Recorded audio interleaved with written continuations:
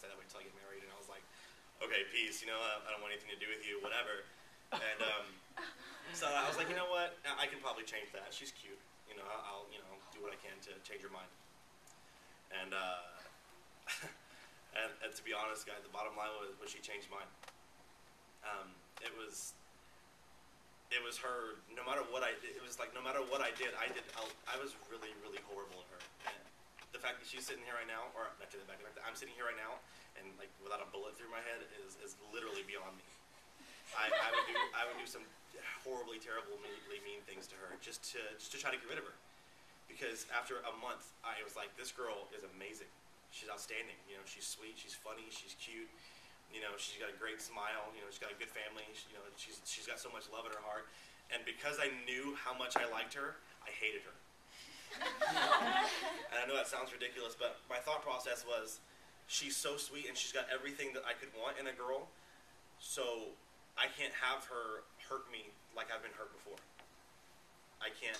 What if something happens? What if she's in a drive-by shooting, or what if she falls asleep and doesn't wake up? You never know. What if she falls down a flight of stairs and breaks her neck? You never know. And I was terrified of losing something I could care about again. So I did everything that I could to get rid of her. It didn't work. Homegirl is resilient. Let me tell you. It's actually impressive how much she stood there, because I would have been like, "Fool, please roll out." I'm just that kind of person. She was just like, "I'm here, exactly, yeah." She's like, "I'm here. I love you." At that point, she told me she loved me by the time I was trying to get rid of her. I love you, and I'm not going anywhere. I know what you've been through. I know where you need to be. I'm not giving up on you. And it got to the point where I tried to do some pretty drastic stuff to get rid of her. I would this is gonna make me sound like a terrible person. I'm a different person now, I promise. But I would actually go to her, hang out at her house with her family, and schmooze or whatever, have like a late lunch or early dinner. I would actually leave her house, and she knew this, but I would literally leave her house and go on a date with another girl, and just have my whole date with her or whatever. And then when I left that date, however long it would be, I would kind of come back to her house and put my arm around her and just be like, "It wasn't that big of a deal. Don't worry about it. Deal with it." That's just the kind of person I was. So that was pretty much the low end of the things that I tried to do to get rid of her. So she needs like a Purple Heart or some kind of badge because of the fact that she's still here. I actually remember once the breaking point for me was, it was like August of last year. I was like, you know what? I can't do this anymore. You need to go. You need to leave. And I started dating another girl because I couldn't see myself with her at all. I can't do this. I need you to go. And so we kind of stopped talking for a little while. I don't know. It might have been like a week and a half. And she was a lot stronger than me. She's like, "Fine, I won't talk to you anymore. That's what you want, and that's what I'll do. I won't talk to you." So she literally just stopped talking to me, and it was like, it was one of the most painful things ever, because I would text her to ask her how she was doing, to kind of play my little game, and I would get nothing back for days. And it was just like, how could she do this to me? This is my game. She needs to play my game, not the other way around. And it went from being like angry because she wasn't playing my game to like, God, I cannot stand not having her here. She makes me a better person. And so I ended up, breaking up with the other girl, and then I asked her out, like, to be my actual girlfriend, because one of the things that I did just to kind of build up my jerk level from here to up here was I wouldn't call her my girlfriend, but I wouldn't let her date anybody else. And we go out to her dates and stuff, and I'd usually make her pay for just about everything. And then I wouldn't hold her hand. I didn't want to hold her hand in public because I wanted to make sure that I had my options open for other people, and if I saw other girls that I thought were cute. Because I was that bad. And I promise you, none of this is lies to make myself look worse or to make the story sound better or more romantic or whatever it may be. This is just the way that it went down. I wouldn't ask her out. She wouldn't be my girlfriend, but I wouldn't let anybody else because she was mine if I wanted her. And so, I broke up with the other girl, and in November of last year, I asked her to be my girlfriend.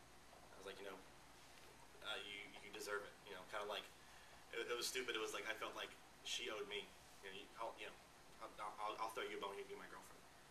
And at that exact moment, I was like, okay, well, she needs to be way more than my girlfriend. So I went out and bought a ring, and on our birthday last year, I asked her to marry me, and we're getting married in May, so that's pretty exciting. You guys can clap. I saw I have a clap. Marriage is cool. Marriage is cool. Marriage is hard, and I get picked on a lot at my work because I'm getting married and I'm only 23, but whatever. Shun the non-believers. I don't care. Shut the non-believers. Anyway, so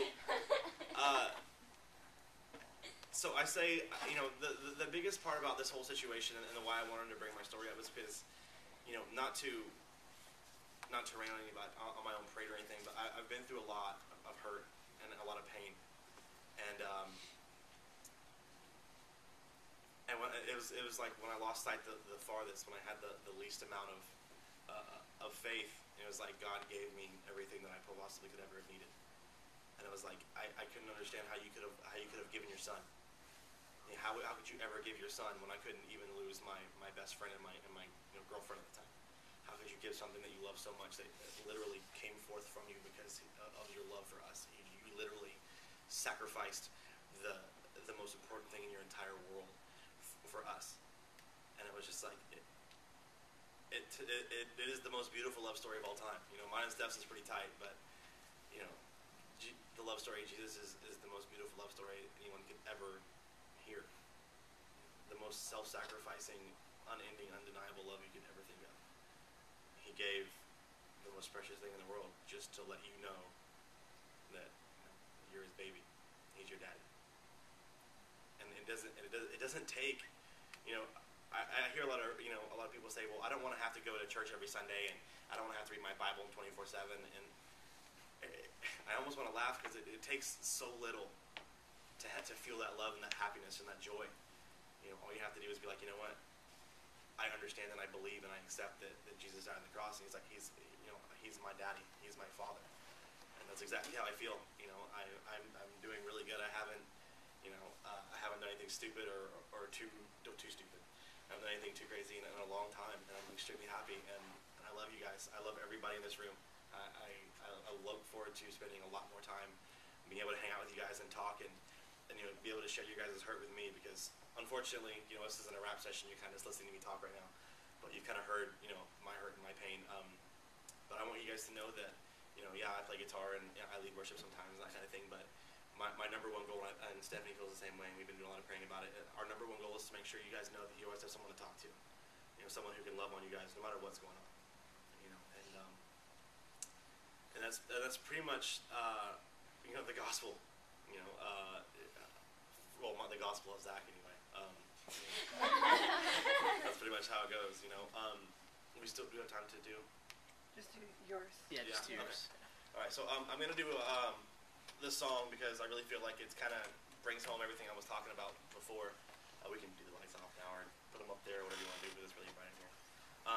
But this song is actually, it's about Jesus, and he's in the Garden of Gethsemane, and this is the part of the Bible where he, like the day before, I believe the day before